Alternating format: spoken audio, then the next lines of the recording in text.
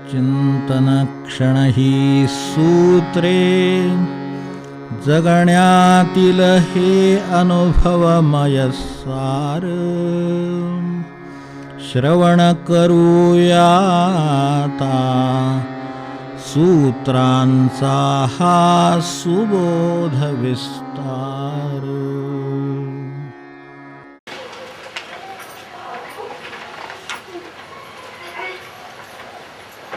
नामाचं खरं महत्त्व समजायला मानवी जीवनातली अपूर्णता लक्षात येऊन किंवा अपूर्णतेची कल्पना येऊन ते मान्य व्हायला हवं. अपूर्णता मान्य व्हायला ज्या ज्या गोष्टींची आपल्याला कल्पना येते, कल्पना येण्याची शक्ती आपल्याकडे आहे, त्यामुळे समजू शकतं आपल्याला. कुठली गोष्ट समजायची म्हटली व तिची मर्यादा ठीक आहे, पण मुळात समजण्याची शक्ती प्रत्येकाकडे. अपूर्णत्वाची कल्पना आपल्याला येणं आणि ती मान्य होणं अशा इथपर्यंत आपण गेल्या वेळेला. तर तिन्ही प्रकारे आपण पाहिले की कशा कशा बदलांनी मनुष्याच्या जीवनामध्ये अपूर्णत्व आहे. पूर्णत्वाच्या आपल्या कल्पना कोणत्या आहेत? अपूर्णत्वाची कल्पना नाही असं नाही, ती आहे. पूर्णत्वाच्या आपल्या कल्पना कोणत्या आहेत आणि त्यांनी ते पूर्ण झालं का याचा मनाशी आढावा घेऊन पाहणं, याचा विचार करून पाहणं म्हणजे या विचाराच्या जवळ जाणं. कारण पूर्णतेच्या ज्या ज्या कल्पना आहेत त्या आपल्या नेहमीच्या वस्तू अमकतमक करत करत अगदी समाजसेवेपर्यंत, म्हणजे त्यातल्या त्यात ती उच्च म्हणतो आपण म्हणून, तिथपर्यंत सर्व कल्पना. तर तिथे सुद्धा जाऊन शेवटी मनाला असमाधान घेऊन मनुष्य येतो. कारण ते पूर्ण करू शकत नाही. जेथे नाही तिथे शोधितो वाया जीवनाच्या गीत आवडतो. तिथेच जिथे ते नाही तिथे ते आपण शोधायला जातो. कारण ते बाहेर आहे अशा कल्पनेने एकदा शोधायला सुरुवात केली की बाहेर खूप आहे, त्यामुळे शोध संपत नाही असं.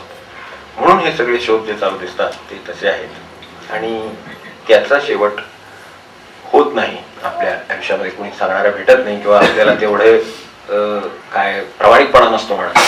प्रामाणिकपणा असं नसतो, अनेकदा लक्षात येतं, पण मान्य करायची तयारी होत नाही. इथे मान्य करण्याचा प्रश्न घातलेला आहे. मान्य करण्याचं बोलले की अनेक गोष्टी आपल्याला कळल्या की त्या मान्य होतातच असं नाही, कळतात पण त्या मान्य होत नाही. लोक नाही का आपल्याबद्दल बोलतात पण ते मान्य कुठे होतात. मान्य म्हणून सोपं करून सांगायचं. ते लोक सांगतात, घरातले सांगतात, स्वभावाबद्दल बोलतात किंवा काय काय आहे ते सांगतात. मग अशा वेळेला ते आपल्याला कळत नाही असं म्हणता येईल का? तर कळतं पण मान्य होत नाही. तर ते स्वीकार त्याचा होणं यामध्ये हे पुढचं सगळं गणित आहे. आणि त्याच्यानंतर नाम आणि त्याच्यानंतर त्याचं खरं महत्व, असे दोन टप्पे तेवढे बघून पडले. तर नामाचं खरं महत्व कळायला आपल्याला नाम म्हणजे आपली नाव आहे अशी समजूत आहे. तर तिथे अडचण आहे. म्हणजे जसं माझं एक काहीतरी काय आता नाव उच्चारित नाही, कोणाला तरी उच्चारायचं होईल, XYZ असं एक नाव आहे समजा. तर ते जसं नाव आहे तसं त्याचं राम हे नाव आहे, त्याचं कृष्ण हे नाव आहे, अमुक नाव आहे, अशी कल्पना आहे. तर नाम आणि नाव याच्यामध्ये फरक आहे. म्हणून नामाचं खरं महत्व कळायला आधी नामाचंच बद्दल कळलं पाहिजे, मग खरं महत्व. तर या दृष्टीने आपण बघावं ते आणून मग पूर्णत्व. गेल्या वेळेला आपण एक विचार केला होता की नामना सातपुण्यम, काय अपूर्ण असेल ते पूर्ण करतं, काही राहिलं असेल ते नामाने पूर्ण होतं, म्हणून नाम घालतात सगळ्या गोष्टींमध्ये. शेवटी नाम वापरायची पद्धत आहे ती एक सोपं करून दिलेलं आहे. म्हणून शेवटी ते नाम घ्या असं म्हटलेलं आहे किंवा सुरुवातीला नाम घेऊन सुरुवात केलेली आहे. वेदाच्या आरंभी हरी ओम, ते ओम म्हणले तिथून सुरुवात जाईल. आणि शेवटी सत्सत ब्रह्मार्पण वस्तू म्हटली ते सुद्धा शेवटी अर्पण करून नाम घेऊन थांबून येतात. तर अशी त्याची रचना त्यांनी करून ठेवली. पण तेवढी जर आपल्याला ती जशी त्याची पारंपरिक मान्य नसेल तर मग आपण नाम म्हणजे काय आणि त्याचं खरं महत्व काय हे ओळखून घ्यावं. तर तसं ते जसं नाव आहे आपलं तसं ते नाव आहे अशी कल्पना आहे ती आपली असते. तर ती तसं स्वरूप त्या नामाचं नाही. विनोबांना आपण कोणाचं नाव घेता म्हटल्यावर काय म्हणाले ते आपल्या लक्षात आहे ना. मागे आपण बोलतो आपण जेव्हा दशरथाने आपल्या मुलाला ज्याचं नाव ठेवलं त्याचं मी नाम घेतो म्हणाले. ही थोडीशी कल्पना येण्यासाठी. दशरथाने आपल्या मुलाला ज्याचं नाव ठेवलं त्याचं मी नाम घेतो. तर ज्याचं नाव दशरथाने मुलाला ठेवलं त्याचं ते आधी असलं पाहिजे, त्याच्याही आधी असलं पाहिजे. तर ते कुठे असेल तिथपर्यंत नेलं. ते दिशा दाखवण्यासाठी त्यांनी हा शब्द वापरला. याच्यावर. तेव्हा आपल्या नामामध्ये सुद्धा, प्रत्येक नामामध्ये, नावामध्ये बरोबर, तर आपल्या नावाला टिकाऊपणा नाही माहितीच आहे आपल्याला. आपल्या मागे तर कोणी काढेल का नाही ती शंकाच आहे. असताना नाही नाव घेत सुटू नये, पण नाव घ्या म्हणावंच लागतं की शेवटी. म्हणजे शेवटी तिथे सुद्धा नामाच्या आपल्याच देखत कोणी आठवण काढेल का नाही, आणि ती सुद्धा चांगली काढेल का नाही, तर त्याच्या पुढचं तर नंतर काय करेल याची कल्पना आपल्याला येऊ शकते. इतकी आपल्या नावाला तकलादूपणा आहे. म्हणजे तो किती ते कचकडीचं नाव आहे याची कल्पना आहे, पण आपलं अस्तित्व कचकडीचं नाही वाटतं, ते त्याच्यापेक्षा वेगळं आहे. तर ते ज्याच्या आधाराने हे नाव राहतं ते नाम ते आपल्यामध्ये पण असतं. ज्याच्या साह्याने आपल्याला काहीतरी गेलं नाव, XYZ म्हटलं काहीतरी, तर ते ज्याच्या साह्याने म्हटलं, ते जर नसतं तर म्हणता आलं असतं का, असा विचार करू क्षणभर. त्या माणसाला काय आपल्यातले, म्हणजे हरिरामकृष्ण आपल्यातले बोलू आपण, तर असे कोणी हरिरामकृष्ण असतील तर त्यांना काय समजा हरी म्हटलं किंवा काय रामकृष्ण म्हटलं, काहीतरी नाव म्हटलं त्यांचं, तर ते नाम त्यांना देता आलं असतं का. त्याच्या मागे जर काही नसतं तर, त्याच्यात जर काही नसतं तर त्याच्यात जे आहे ते नाव, जे आपण एरवी वापरतो ते नाव. म्हणून मग गॅझेटमध्ये बदलता येतं. आपल्याला एका नाव पुकारतो म्हणून, किंवा ते आपलं म्हणून एक पुन्हा वेगळं नाव ठेवतात लोक, ते पुन्हा वेगळंच प्रकार आहे. आपलं म्हणून एक स्वतःचं पुन्हा त्या माणसाला नाव आहे, याच्यात आपलंच महत्व आहे हे लक्षातच येत नाही. त्याच्या नावाचं महत्व वाढवतोय असं वाटतं आपल्याला. तसं काही नसतं. आपलं स्वतःच महत्व वाढवतो आपण, एक वेगळं नाव त्याला ठेवून. माणसाला, आपल्याला, बाळाला, मुलाला वगैरे आपलं एक नाव, बाळाला सोबत की त्याच्या आई वडिलांनी नाव ठेवलं ना, ते पण नाव तसं नाही. मी त्याला अमुक म्हणणार, मी त्याला अमुक म्हणणार मध्ये काय आहे नक्की हे, तर हे त्या नावाबिवाचं काही नाहीये, त्यांच्या स्वतंत्र अस्तित्वाचं ते प्रेम आहे, सर काय ते लक्षात ठेवा. तर असं हे आपले गडबड चालू आहे सगळी प्रपंचामध्ये. ही सगळी लक्षात येणं म्हणजे मग पुढे जाता येते यातून. तर हे जे आपण म्हटलं, त्या प्रत्येक आपलं सुद्धा नाव उच्चारलं तर माणसाची आठवण होती ना, ते स्वागत आहे. तर भगवंताच्या नावामध्ये आपलं नाव घेतलं तर काहीतरी आठवतं. अमुक ठिकाणी राहणारा का, गोरा, अमका तमका, असं काहीतरी समोर डोळ्यासमोर येतं. म्हणजे त्याला संकेत आहे तो. त्यामुळं त्याच्या मागच्या अर्थाची जाणीव करून देण्याचं सामर्थ्य त्याच्यामध्ये आहे. त्याच्या मागे अर्थाचे संकेत आहेत, ते आपल्या अनुभवाने ठरतात. जे अनुभवाच्या पलीकडे अर्थाचे संकेत आहेत ते जाणीव करून देण्याचं सामर्थ्य ज्याच्यामध्ये आहे त्याला नाम. आपले नेहमीचे आहेत ते अनुभवाच्या कक्षेतले संकेत आहेत. म्हणून एक मनुष्य म्हटलं की आपल्याला एक माहिती, त्यानुसार आपल्याला त्याचं आठवतं. त्याचं नाव म्हटलं की आठवतं. अमुक वयाचे अमुक राहतात, अमुक करतात, असं आठवतं. हे आपली गोष्ट झाली साधारण, कारण तो एक संकेत आहे. त्यामुळे नाव उच्चारलं की त्याच्याबरोबर ते सगळं आठवतं. पण नाम म्हणजे हे का, तर हे नव्हे. कारण ह्याच्यात पुढे काही करण्याचं सामर्थ्य नाहीये नामामध्ये, याच्या पलीकडे असलेलं. कारण मला कुठे भगवंताचं माहिती आहे, स्वरूप माहिती आहे, तरी सुद्धा मी नाव घेतोच काहीतरी. म्हणजे ज्याचं स्वरूपही मला माहिती नाही ते सूचित करण्याचं सामर्थ्य ज्याच्यामध्ये आहे त्याला नाम म्हणतात. आपली आहे ती नाव म्हणायची. तर असा फरक त्याच्यात आहे. हे तर स्पष्ट दिसणारा फरक आहे. याच्यानंतर पलीकडे राहणाऱ्या अर्थाचा संकेत हे तर आहेच, आणि त्याच्याबरोबर त्या संकेतानुसार त्या व्यक्तीचं जीवन घडवण्याचं सामर्थ्य आहे.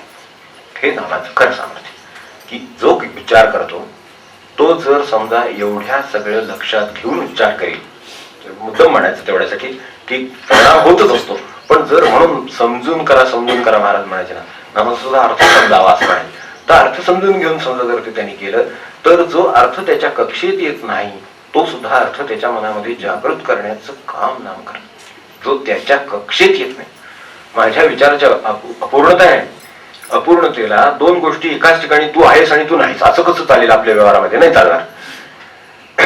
मनुष्य आहे आणि नाही, झाड जिवंत आहे आणि नाही असं कसं म्हणता येईल.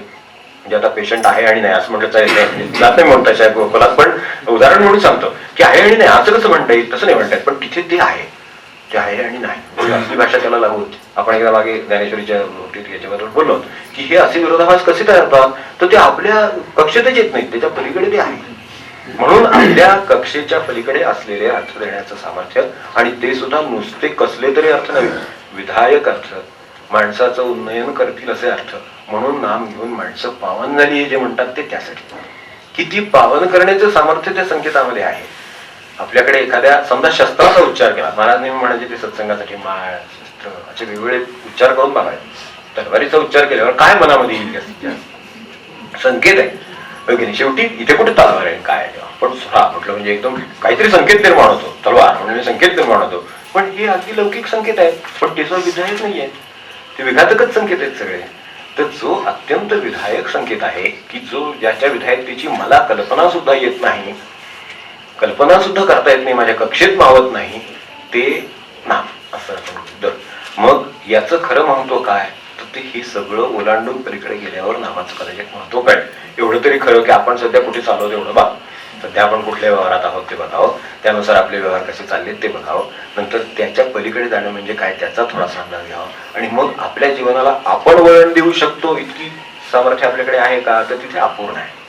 कशातच ज्या एक मर्यादा ठरलेली आहे माणसे तिथपर्यंत त्याला वळण देऊ शकतो, परिस्थितीला वळण, माणसाला बरं करण्याला वळण, आजारी न पडण्याला सुधारण्याला बिघडण्याला काहीतरी त्याच्या सगळ्याच्या मर्यादा ठरले, तेवढ्या मर्यादेपर्यंत तो काम करतो, त्याच्या पलीकडचं काम त्याला करता येत नाही.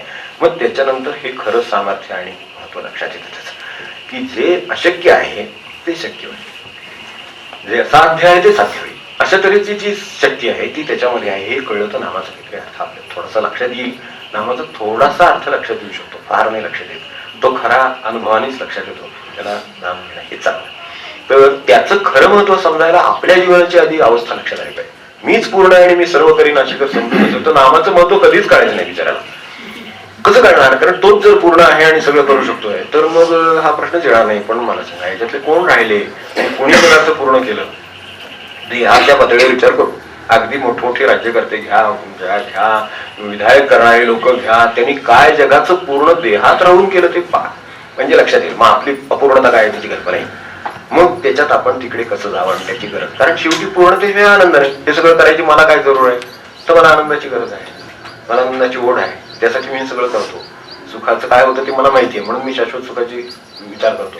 तर हे सगळं व्हायला त्याच्यापेक्षा मोठा संकेत पाहिजे की जो माझ्याही मनाच्या पलीकडे जाऊ शकतो, माझ्या मनामध्ये अधिक मोठी गोष्ट जी माझ्या मनात मावत नाही इथपर्यंत, मनात जी मावते तिथपर्यंतची तर ठीकच आहे.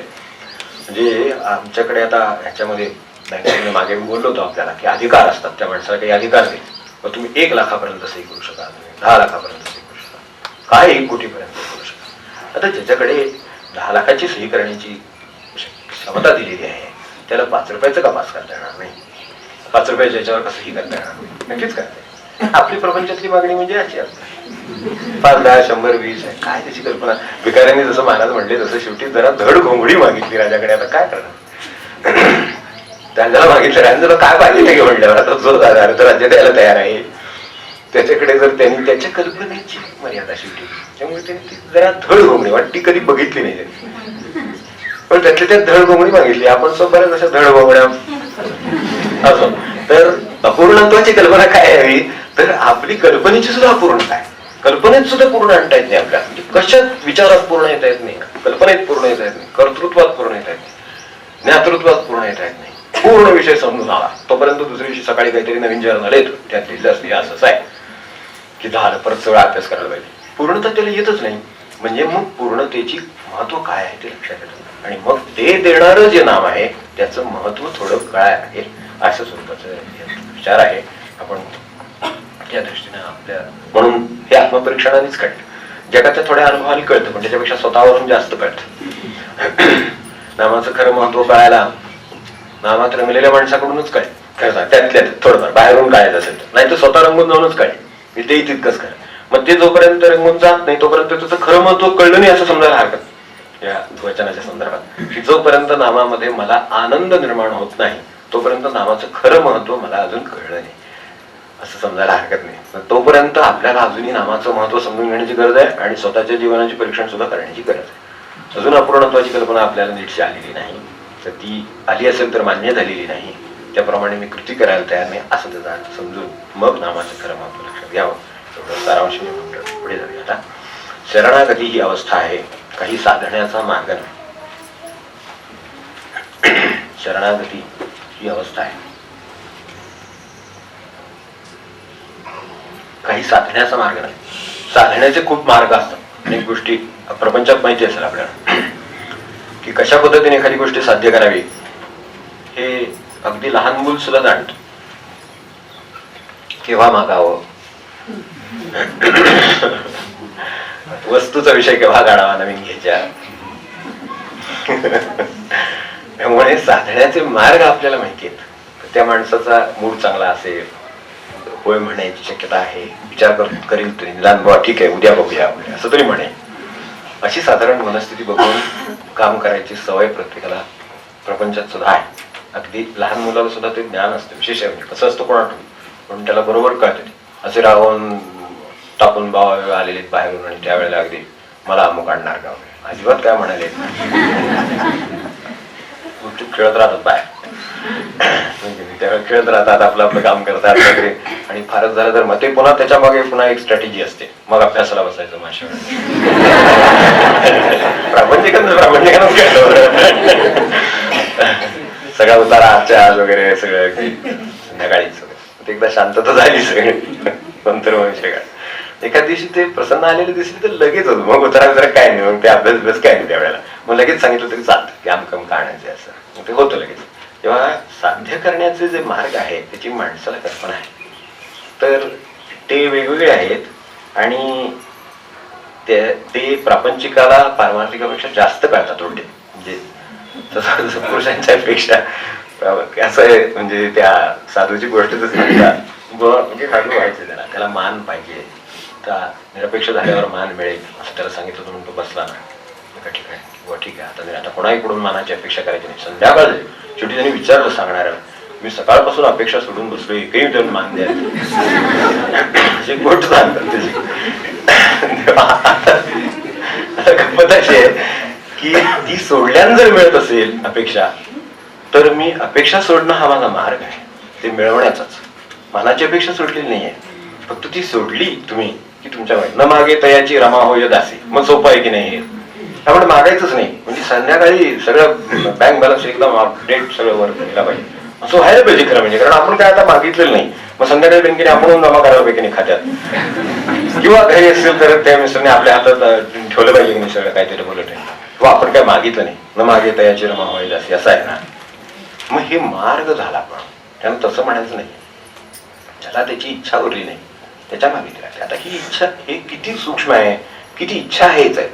फक्त आता जर न मागता होत असेल तर न मागून बघू असतं की प्रपंचात. असं आधी करतात का बघूया, देतात का बघूया, काय करतात बघूया असं असतं ना. ते सगळं ते मागण्याचेच प्रकार असतात. लक्षात येत नाही वाटतं मागण्याचे प्रकार आहेत याच्यापेक्षा काही नाही. त्याला नकोय असं झालेलं नाहीये, तो भगवंताच्या इच्छेवर नाही, ती अवस्था नाहीये. नको आहे याची अवस्था नाहीये. न मागे म्हणजे त्याची अवस्था आहे की त्याला त्याची इच्छाच उरलेली नाही. मग लागायला मागे पैसा तर लागत काय त्याला कुठे त्याची किंमत आहे. असं सत्पुरुषाचं किंवा साधूचं असं आहे, त्याला त्याची त्या अर्थाने किंमत नाही म्हणजे कमी समजतं असं नव्हे, पण त्याच्यासाठी तळमळत नाही, इच्छा नाही, काही नाही आहे असं आहे. म्हणजे ती अवस्था ही मार्ग झाली. तर तसं शरणागतीकडे काही माणसं भक्तीमध्ये मार्ग म्हणून पाहतात की जर भगवंत तपश्चर्यानं साध्य होत नसेल तर मी तो शरणागतीनं साध्य करीन. म्हणजे ही अवस्था नाही, याचं आणखी शस्त्र आहे की तो तसा वश होत नसेल तर मी असा वश करेन. म्हणजे तुम्ही जर मी हातात काठी घेऊन तुमच्याकडून करून घेणार आहे ते जर करणार नसाल, आणि जर समजा तुम्हाला विनंती केल्यावर तुम्ही करणार असाल तर ही मी विनंती करतो असं म्हटलं. हा कसं विनंती आहे, विनंती आहे का म्हणजे विनंती म्हणजे किती भाव असेल त्याला, किंवा ठीक आहे तुम्ही द्यायचं तर द्या वगैरे, ती गोष्टच वेगळी. म्हणजे अवस्था शरणागती ही अवस्था आहे असं म्हणायचं कारण एवढ्यासाठी की हा मार्ग नव्हे. अनेकांना वाटतं की हे साध्य होत नसेल तर या मार्गाने साध्य करू. मग साध्य करण्याचा मार्ग नाही येतो. शरणागती ही आपले प्रयत्न जे चालू आहेत ते अवश्य असावेत. शरणागतीमध्ये प्रयत्न नाही तसे काही अनेकांची समजूत असते, आणि शरणागती ही पळवाट आहे, ते हे आहे, ते कमीपणा आहे, त्यामध्ये कर्तृत्वाचा भाव नाही, आमकं नाही, किती गोष्टी त्या शरणागतीबद्दल टीका असतात. पण शरणागती ही सर्वोच्च प्रयत्न हे कोणाचं लक्षातच येत नाही की त्या अर्थाने कोणी पाहत नाही. तो सर्वोच्च प्रयत्न आहे. प्रयत्न म्हणजे प्रयत्न नाव द्यायचं म्हणून, आपल्याला कळेल म्हणून केवळ, बाकी काही नाही. माझे सर्व प्रयत्न मी केलेले आहेत, पण प्रयत्नांची अपूर्णता माझ्या लक्षात आली. वर जे अपूर्णतेचं सांगितलं तसं माझे प्रयत्न आहेत की बरोबर परिस्थिती सुधारण्याचे आहेत, काय वस्तू आणण्याचे आहेत, काय सुख मिळवण्याचे आहेत, सगळे तसे सगळे माझे प्रयत्न आहेत. पण शरणागती हा काही प्रयत्न नव्हे. ती कशी अवस्था आहे तर अत्यंत उच्च स्वरूपाची, तिच्यात सक्रियता आहे, पण सक्रिय प्रयत्न शून्य अवस्था आहे. सक्रिय प्रयत्न शून्य अवस्था आहे. सक्रिय आहे काय अर्थाने सक्रिय आहे तर ती सर्व काही थांबवायला तयार आहे. स्वतःच मनाची सर्व ऑपरेशन्स म्हणून त्याला, मनाची सर्व काय ज्या हालचाली आहेत त्या हालचाली म्हणजे प्रयत्न आहेत मनाचे लगेच प्रयत्न असं काहीतरी तसं करू, तसं काहीतरी तसं करू, असं काहीतरी ते चाललेलं आहे मनामध्ये, ते सगळं थांबवलेलं आहे. आता तुम्ही कराल ते करू, हे जे आहे ना ती शरणागती अवस्था आहे. आता तुम्ही म्हणाल ते करू, तुम्ही ठेवाल तसं राहू, ते जे तो शरणागतीचा अभंग आहे, येथे ठेवशील तेथे राहू, जे करशील तेथे पाहू, म्हणजे ते खरे राघवाचे पंथ असे. तर ती अवस्था आहे. मग आता त्याच्यामध्ये त्यांनी काही केलं नाही असं म्हणता येईल का? त्यांनी काहीतरी केलेलं आहे, पण त्याच्या मनाची अवस्था अशी आहे की स्वतःच म्हणून ती काही करायला आता तयार नाही, तुझे घडवाल ते, अशी अवस्था आहे. मग तिथे शरणागतीची अवस्था आली. शरणागती आणि अवस्थेमध्ये ती गोष्ट सातत्याने मन त्या ठिकाणी राहणं अभिप्रेत आहे. एक मार्ग म्हणून तो एक यावेळेला पत्करणं स्टान्स असतो माणसाचा, तसं एखाद्या नम्रतेचा स्टान्स असतो, तो नम्र नसतो, पण बघू तुम्हाला किती कळलंय ते, असं असतं त्याचं ते. हो, आणि उत्तर काढून घेतो मलाही माहिती आहे म्हणतो. आता हा काय नम्रत मनुष्य म्हणायचा का शरणागत मनुष्य म्हणायचा का काय नाही, त्याला माहिती नाही, फक्त विचारून घेतो एकदा हे कन्फर्म करावं म्हणून तुम्हाला विचार. तसं ते तसलं नाही आहे, हे खूप वेगळी अवस्था आहे.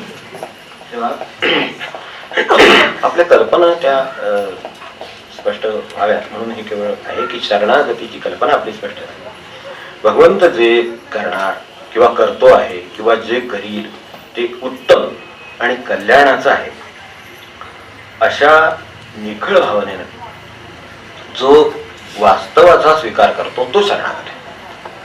भगवंत जे करतो आहे, जे करणार, जे करील ते त्याला मंजूर आहे. साध्या भाषेत करणार करील ते कल्याणाचं आहे. माझं कल्याण होते तरी सुद्धा मी गप्प बसलोय तसं नव्हे. भगवंत जे करतोय ते कल्याण करतोय. मग आता त्याने आजारी पडलं तर कल्याण म्हणता येईल आपल्याला?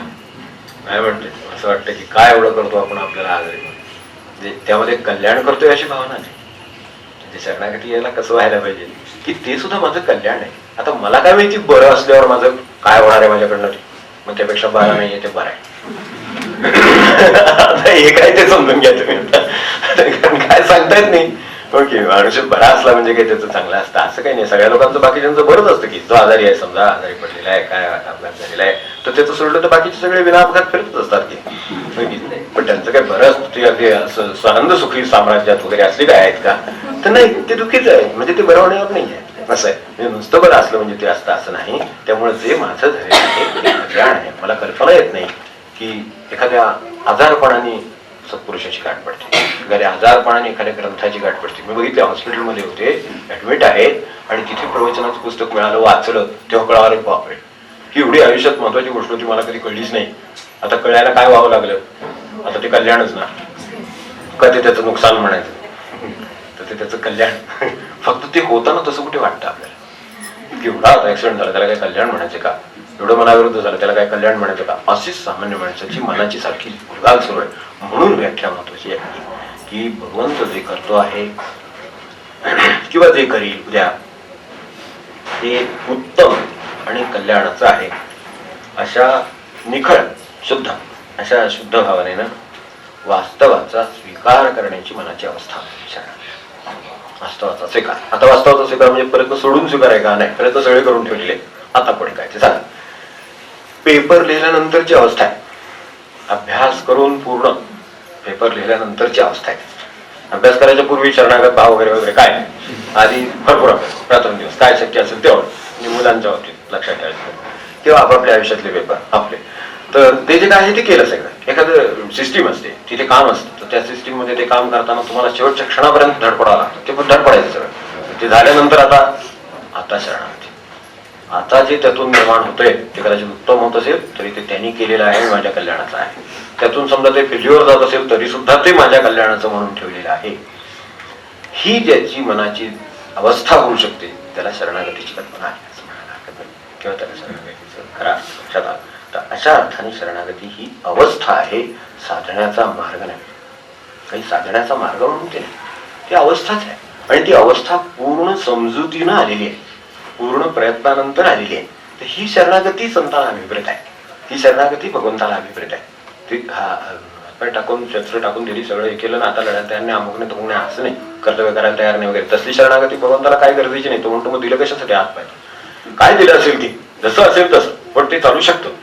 ते चालू शकतो तर ते चालवणं त्याला अभिप्रेत आहे. आता त्याच्यानंतर मी चालत राहीन म्हटलं तर ते भगवंताला मंजूर नाही. तो म्हणतो तुझे हातपाय चालवून झाले, काय तुझं करायचं ते कष्ट करून जायचं, आता बस, आता आनंदामध्ये राह, मी मला काय द्यायचे ते देतो. तर ते जे स्वीकार करण्याची तयारी आहे ती शरणागती आहे. त्यामुळे शरणागती ही अवस्था आहे, काही साधण्याचा मार्ग नव्हे. आपली वेळ संपली, त्यामुळे थांबूया.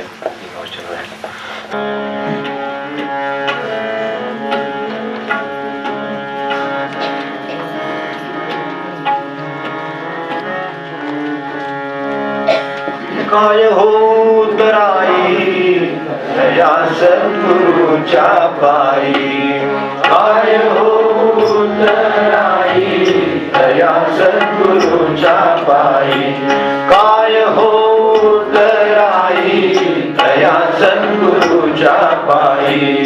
ज्याच्या वचने संसार उठाउठी झाला दूर, ज्याच्या वचने संसार उठाउठी झाला दूर, काय होत राई दया सद्गुरूच्या पायी, काय होत राई दया सद्गुरूच्या पायी.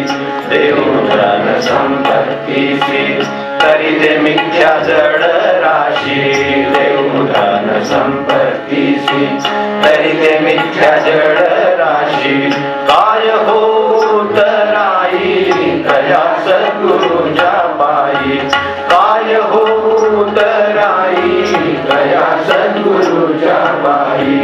देह करावार पण तरी तो नाशवंत जाण, देह करावार पण तरी तो नाशवंत जाण, काय होत राई दया सद्गुरूच्या पायी, काय होत राई दया सद्गुरूच्या पायी. निरंजन म्हणे पार करू आता नमस्कार, निरंजन म्हणे पार करू आता नमस्कार, काय होत राई दया सद्गुरूच्या पायी, काय होत राई दया सद्गुरूच्या पायी, काय होत राई दया सद्गुरूच्या पायी. जानकी स्मरण जय राम.